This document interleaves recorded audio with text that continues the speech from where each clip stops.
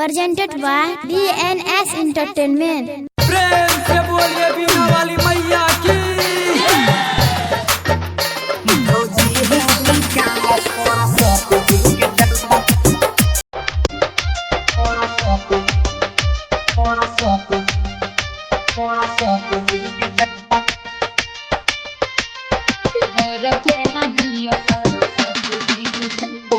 छोरी दा हो खड़ा बाटे कम सब धंधा किया हो रसीद कटला रसीद बोलो ने छोरी दा हो खड़ा बाटे कम सब धंधा भौजी है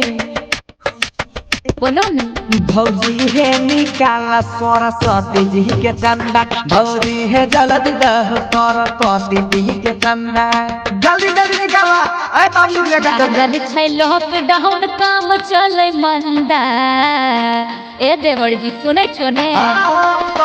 लागल छै लॉकडाउन काम चले मंदा देवर हो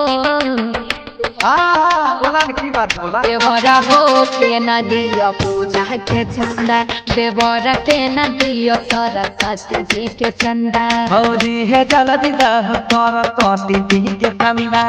कह रही कि ना एने कोने कॉपी में बॉक्स भेजी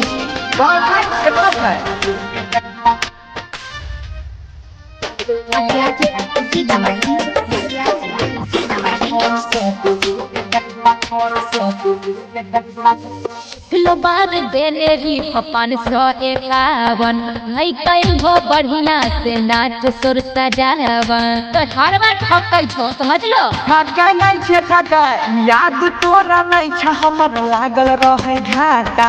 अमरी करे छिया यार तपाटी साटा जे पर पी खाई के नाच कर भोगंदा गवर सुन ले कान खोल देवर हो नहीं दे अब की बार चंदा देवर हो नहीं दे अब की बार चंदा ना भौजी हमर दादा हो पूजा के चंदा ए रे छोरा कोको बाइक जल्दी बोला जल्दी जल्दी पर के पास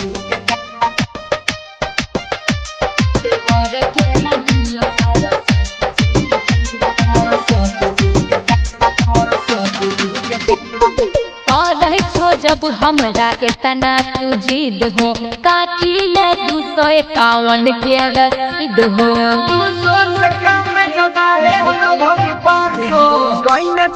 महंगा वाला